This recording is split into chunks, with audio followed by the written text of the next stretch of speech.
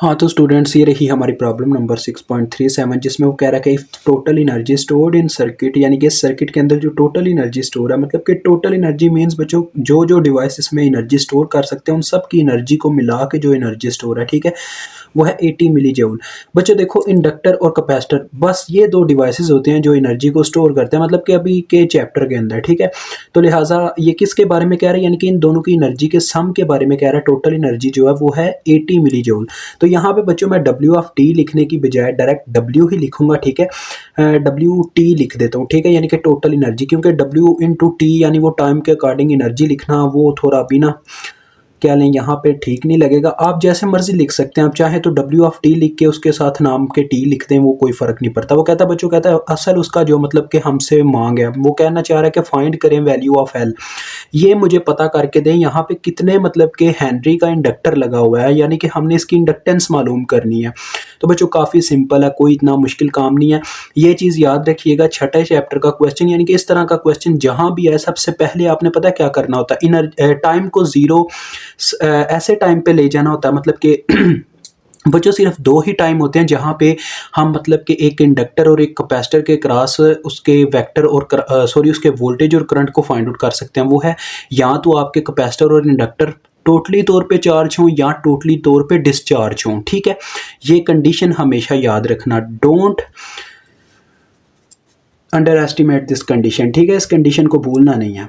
तो देखिएगा ज़रा, मैं टाइम को बच्चों ले जाता हूँ, कह लें किसी उस टाइम पे ले गया जब या तो हमारे टोटली तौर पे चार्ज है या टोटली तौर पे डिस्चार्ज है। मैंने आपको बताया था जब एक कैपेसिटर टोटली तौर पे चार्ज या डिस्चार्ज होता है तो वो एज वर्क करता है ओपन सर्किट, ठीक है, वो ओपन सर्किट के तौर पे वर्क करता है।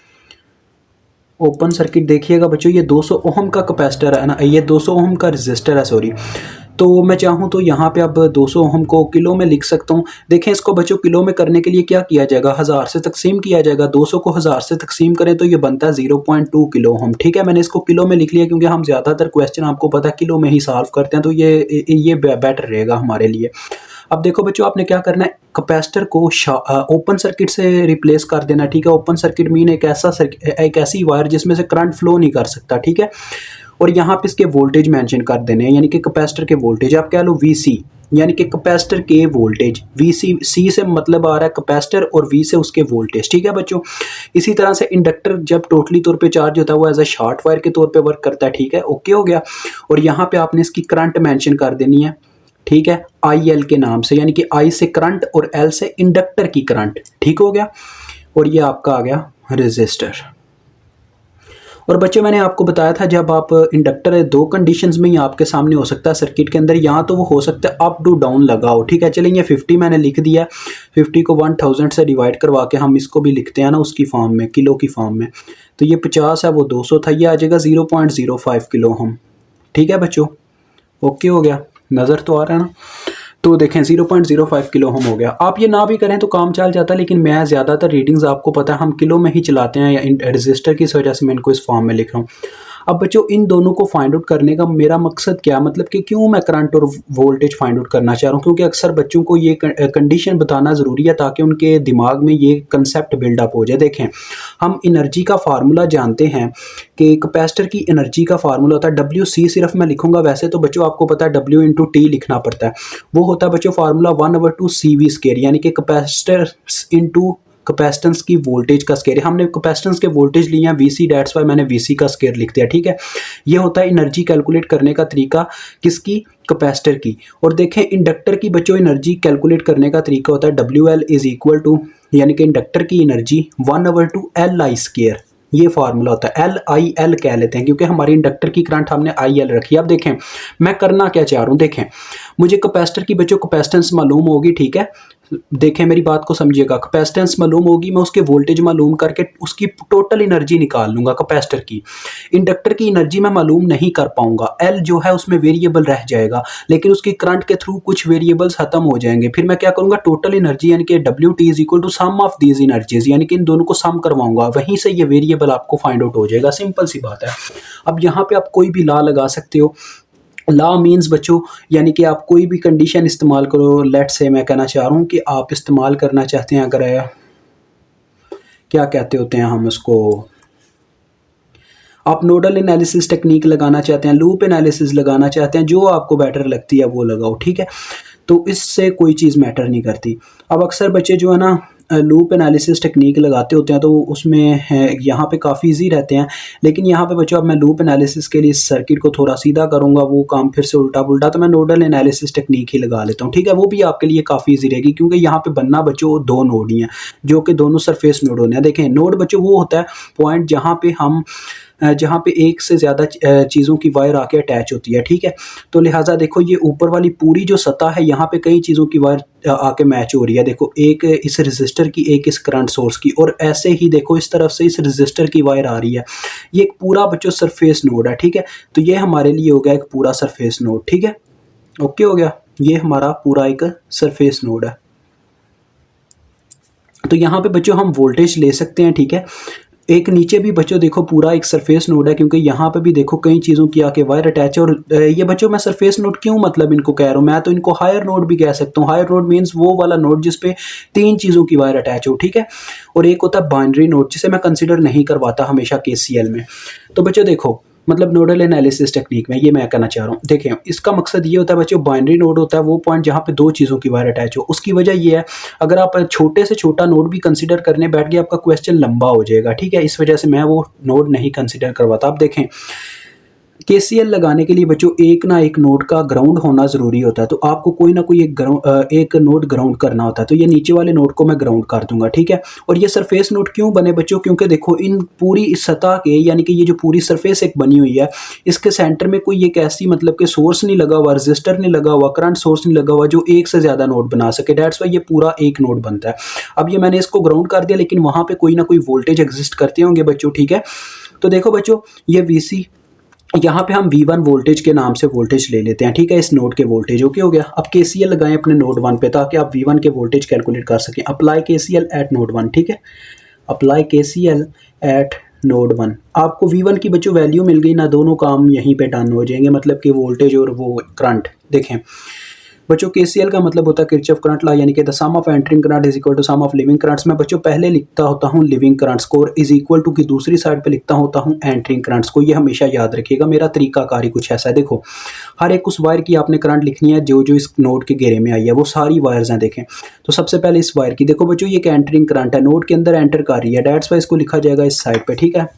अब ये मुझे याद रहना चाहिए कि इस साइड पे मैंने एंटरिंग करंट्स लिखी हुई हैं, ठीक है, इज इक्वल टू की राइट हैंड साइड पे। अब लेफ्ट हैंड साइड पे आते हैं। देखो बच्चों मुझे इस वायर की करंट का नहीं पता, यानी कि इस वायर में जो करंट फ्लो कर रहा है उसकी वैल्यू ही नहीं मेंशन, एक रेजिस्टर है। तो मैं क्या करूंगा, ओहम्स लॉ की टेक्निक का इस्तेमाल करते हुए क्या करता हूँ, अपने नोड में से करंट को लीव करवाता हूँ अपने माइंड, यानी कि अपने माइंड सेटअप के कंसेप्ट के अकॉर्डिंग। मैंने यहाँ से एक करंट लीव करवाई, तो जिस नोड में से हम करंट लीव करवाते हैं उसी वक्त उसके वोल्टेज लिख के आगे माइनस का साइन आपने लगा देना होता है। ये मेरी टेक्निक है, ठीक है।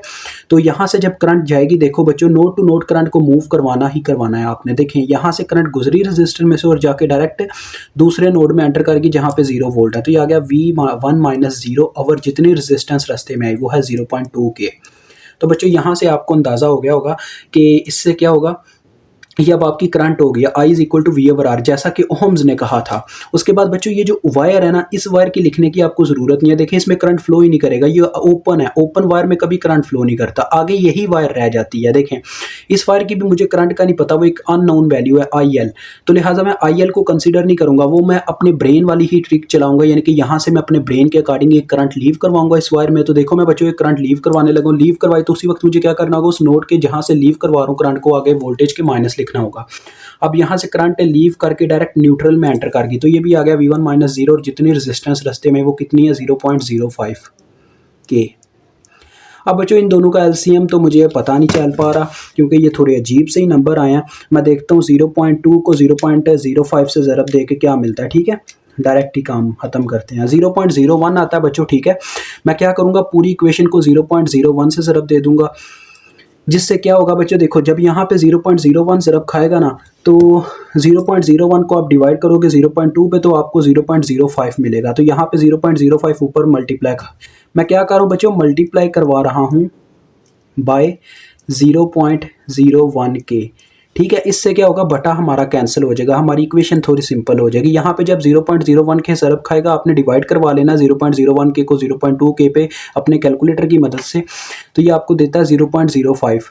तो ये आ गया और ये ऊपर वाले नंबर से मल्टीप्लाई हो जाएगा। और यहाँ पे जब वो 0.01 के ज़रब खाएगा तो 0.2 आएगा, वो ऊपर वाली टर्म से मल्टीप्लाई हो जाएगा और इज इक्वल टू आ जाएगा 0.01 के। ठीक है, यहाँ पे सिंपल 1 है तो वो 0.01 के ही आ जाएगा। और इसको अगर मैं करता हूँ के को सिंपल नंबर बनाता हूँ तो ये आ जाता है मेरे पास 10। बच्चों ये 10 आ गया, ठीक है। और यहाँ पे आ रहा है देखो ये 0.25 शायद बनने वाला, मैं देखता हूँ 0.05 प्लस 0.2। जी बच्चों बिल्कुल ये 0.25 बन जाता है इन दोनों का सम। तो देखो 0.25 V1 इज इक्वल टू मेरे पास आ रहा है क्या 10, और V1 की यहीं से वैल्यू आपको मिल जाएगी 10 ओवर 0.25। तो ये शायद ये 4 वोल्ट आने वाले हैं, देखते हैं 10 डिवाइडेड बाय 0.25। जी बिल्कुल बच्चों 40 वोल्ट, अच्छा 40 वोल्ट आ गए हैं, 40 वोल्ट, हाँ जी बिल्कुल, क्योंकि वो पॉइंट पीछे था, ठीक हो गया, 40 वोल्ट आते हैं, ठीक है। 40 वोल्ट आपको वैल्यू मिल गई। अब आप मुझसे पूछेंगे सर हम कैसे, मतलब कि आप कह रहे थे कि V1 की वैल्यू मालूम होगी, दोनों चीज़ें मालूम कर पाएंगे। देखें मैं VC कैसे मालूम करता हूँ। देखो बच्चों VC कुछ इस तरह से लगी हुई है, ये नोड 1 है ऊपर V1 और ऐसे सेंटर में लगा हुआ है VC के वोल्टेज, ऐसे ऊपर प्लस का साइन है नीचे माइनस का, और ये VC और नीचे दूसरा नोड लगा हुआ है जो कि न्यूट्रल का है, ठीक है। तो ये ऐसे ही है जैसे सुपर नोड की मिसाल होती है, यानी कि जिस तरफ पॉजिटिव पोल उस तरफ प्लस का साइन आ जाएगा, V1 प्लस में लिखे जाएंगे, दूसरी तरफ नेगेटिव। ये मैंने सारी टेक्निक समझाई हो, इज इक्वल टू VC आ जाएगा, ठीक है, ये चीज़ आ जाएगी। तो देखें यहाँ से आपको VC के वोल्टेज मिल गए, VC is equal to 40 volt, क्योंकि VC is equal to V1 आ रहा है और V1 की वैल्यू 40 वोल्ट है। अब देखो यहीं पे मैं आपको IL भी निकाल के दिखाऊंगा। देखो बच्चों IL करंट जो है वो नोड 1 में से लीव करती है, ठीक है, नोड 1 में से लीव करिए, डेट्स उसी वक्त हम नोड 1 के वोल्टेज लिखेंगे आगे माइनस, और जाके एंटर कर जाती है न्यूट्रल में, तो लिहाजा V1 माइनस 0 और जितनी रेजिस्टेंस रस्ते में वो आगे बटे में, वो है बच्चों 50 थी। चलो यार डायरेक्ट सिंपल फॉर्म में लिखते हैं, अब ये किलो में नहीं है, ठीक है, सिंपल 50 है। ये ऐसे मैंने हिसाब लगाया, मुश्किल हो गया था हमारे लिए किलो की फॉर्म में ले जाने की वजह से। V1 40 है तो 40/50 देखो बच्चों कितना आ गया 4/5, जो कि बनता 0.2 शायद, 4/5 करके देखो यार। जी बच्चों 0.8 आता है, जी बिल्कुल 0.8 एम्पेयर। ओके हो गया, सब कुछ मालूम कर लिया। अब देखें अभी हम एनर्जीज को फाइंड आउट करेंगे और फिर इनका सबका कर लेंगे यहीं पे सम वगैरह। तो देखो W ऑफ C बच्चों पहले मैं निकाल रहा हूँ, W of C 1/2 CV²। C की वैल्यू देखें कितनी थी 80 माइक्रो। माइक्रो को एज इट एज बच्चों रहने दो, या माइक्रो को मिली बनाना चाहिए, चले करते हैं।